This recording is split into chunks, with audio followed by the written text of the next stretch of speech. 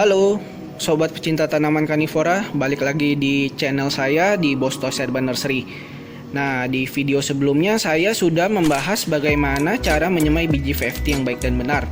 Nah, karena banyak sekali yang bertanya pada saya berapa lama biji sprout dan apakah garansi bisa sprout semua. Kalau saya pribadi, saya jawab biji bisa sprout di saya ketika penanaman maksud saya ketika disemai sampai berkecambah itu sekitar 10 hari di tempat saya.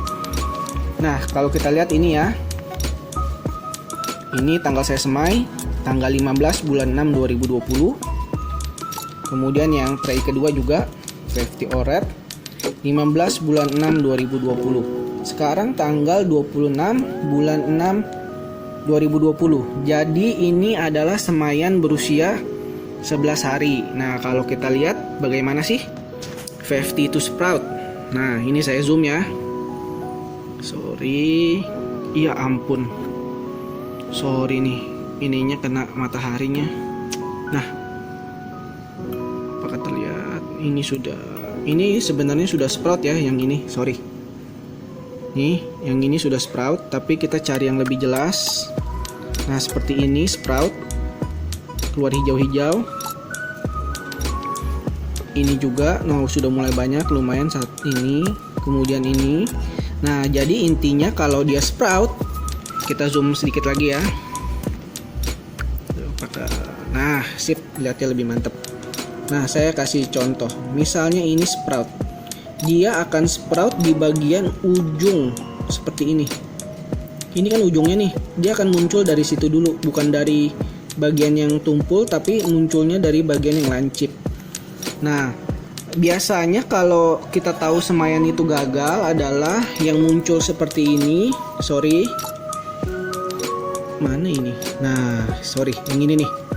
Ini munculnya bukan hijau, tetapi dia muncul seperti kapas putih. Nah, itu adalah jamur. Jadi kalau terkena jamur seperti itu, semaian Anda gagal.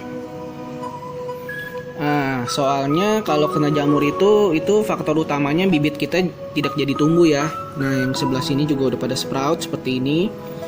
Jadi kurang lebih ini kan usia 11 hari. Biasa kalau 14 hari nanti sudah banyak yang tumbuh. Nah, pertanyaan yang kedua adalah bibit apakah garansi pasti tumbuh? Kalau saya bilang yang namanya bibit ya kadang ada yang tumbuh, ada yang enggak. Banyak faktor yang kita tidak bisa jelaskan dengan kata-kata ya. Tapi kurang lebih di saya ini hampir semuanya sprout. Nah, jangan lupa tetapi setelah sprout seperti ini,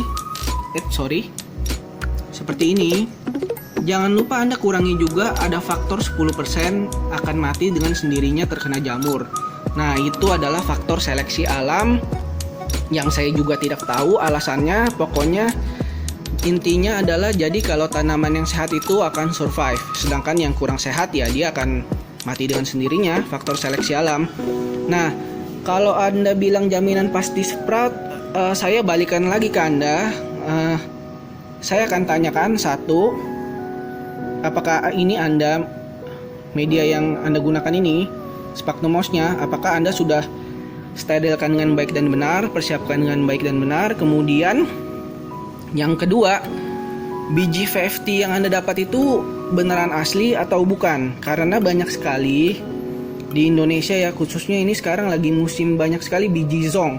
Bukan cuma biji VFT, biasanya biji kaktus juga banyak sekali yang dijual di pasaran yang biasanya tuh biji zong semua. Jadi bukan biji VFT dijual biji VFT. Misalnya contoh, ini biji VFT Oret. Ini adalah semaian hasil VFT Oret. Biji yang ada di kita kebanyakan itu adalah biji Oret mix form dengan biji mix ID. Nah, ini biji semaian Oret mix form ya. Dia enggak semuanya red sih kalau kita lihat.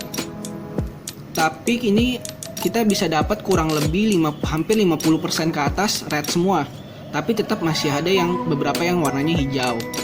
Karena ya sama dengan biji mix ID juga, yang ini mix ID. Kalau mix ID kita bisa lihat hampir semuanya hijau.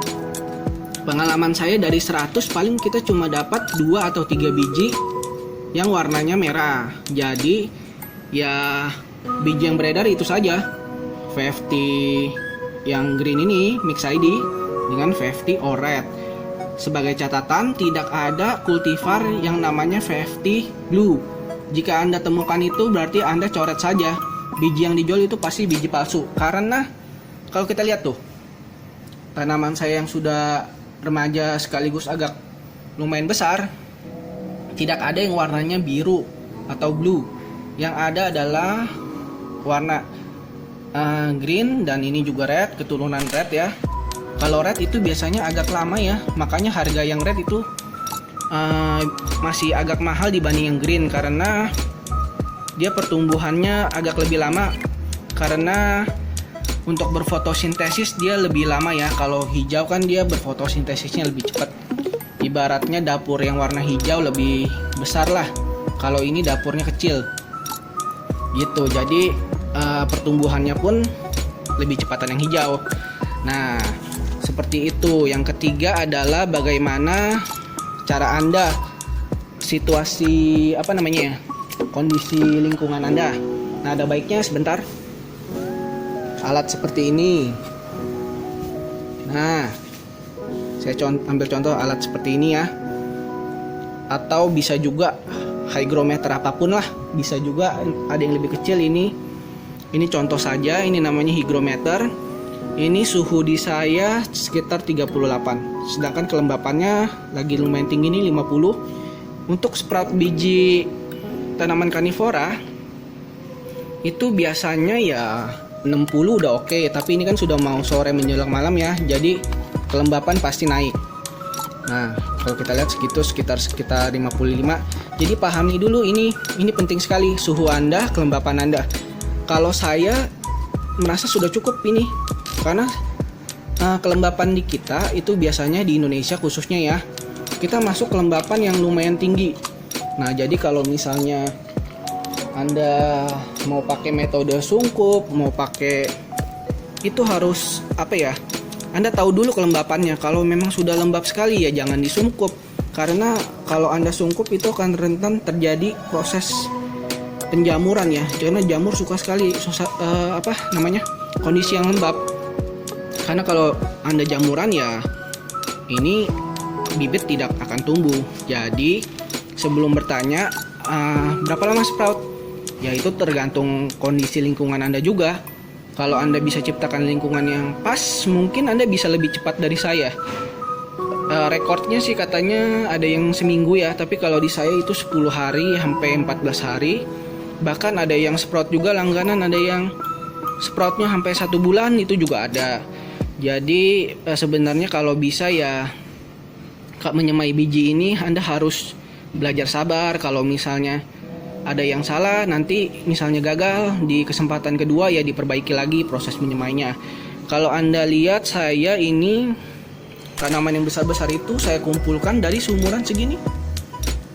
Nah, ini juga yang sudah besar saya kumpulkan dari seumuran sekitar 1,5 sampai 2 cm dari sebesar ini. Dirawat sehingga bisa jadi sebesar itu. Itu prosesnya kurang lebih hampir makan waktu selama kurang lebih 1 tahun ya. Nah, saya lebih suka menyemai seperti ini tuh. Kalau ini kita lihat juga ada bibit VFT lagi. Ini juga semaian Drosera. Yang ini masih belum tumbuh ya, Nepenthes baru tumbuh sedikit. Kalau Nepenthes pun tumbuhnya nggak selalu barengan, ada yang tumbuh ini baru 2 biji, tapi nanti selang seminggu 2 minggu ini bisa seperti ini gitu loh.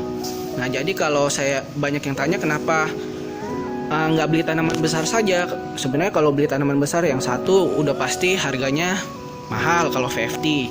Kalau biji otomatis kita lebih murah, tapi ada kepuasan sendiri yang kita dapat. Anggaplah kita ambil contoh seperti ini. Nah, kita ambil contoh ya. Kalau misalnya ada jenis kultivar yang kita semai dari biji, itu pasti berbeda antara satu dan yang lainnya. Jadi yang namanya di sini ini namanya mix ID, atau disebut juga karena kita tidak tahu ID-nya, jadi namanya no ID atau tipikal. Nah, seperti ini. Dengan yang ini kan berbeda jenisnya tuh.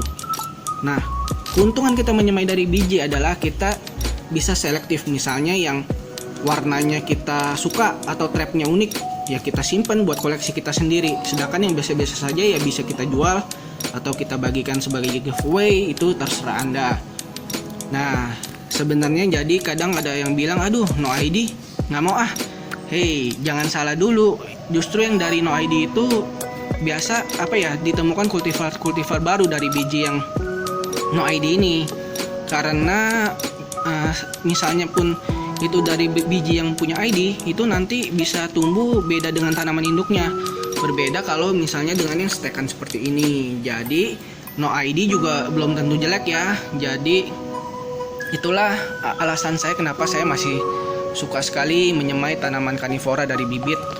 Jadi kita juga bisa tahu prosesnya dan menghargai kalau misalnya kenapa orang jualnya VFT-nya mahal, yaitu balik lagi tergantung ya, karena dari jenis trap, tingkat kebesarannya juga itu yang jadi pertimbangan kenapa VFT itu bisa mahal dan juga murah. Yang kecil pun kalau misalnya memang unik dan masih langka, itu pun harganya bisa mahal. Nah, jadi ingat, jangan sampai Anda beli biji song, apalagi yang sudah jelas-jelas yang namanya VFT Blue, itu sama sekali biji zong, itu tidak ada yang varian yang VFT Blue. Paling yang terbaru itu adalah VFT, kalau saya tidak salah lihat itu ya, ada VFT yang berwarna agak putih variegata, itu masih di kultivar luar ya, jadi di Indonesia belum ada yang punya, itu masih orang luar punya. Jadi kalaupun ada pun itu harganya pasti akan mahal sekali, dan itu bukan dari biji, tetapi pasti nanti kalau ada lagi pasti akan dari anakan atau stek. Karena kalau dari anakan atau stek itu akan diperoleh tanaman yang sama dengan induknya. Nah, itu saja review saya tentang biji tanaman VFT ini. Jadi jangan bertanya lagi apakah biji garansi pasti sprout ataupun berapa lama sprout. Itu semua saya balikan lagi ke Anda. Intinya, jika Anda gagal dengan metode yang satu, misalnya Anda gagal dengan metode saya seperti ini, kalau saya menggunakan keranjang dikasih tatakan air sedikit, jadi medianya tetap lembab dan kelembapan terjaga, Anda bisa ganti coba pakai metode sungkup. Nah, itu saja review saya tentang biji VFT tentang semaian biji VFT ini. Semoga Anda yang sedang menyemai biji VFT mendapatkan informasi dari video saya ini, dan tentunya nantikan terus channel-channel YouTube saya yang lain. Jangan lupa klik subscribe sehingga saya bisa semangat untuk update terus video-video saya yang lainnya. Oke, begitu saja. Terima kasih.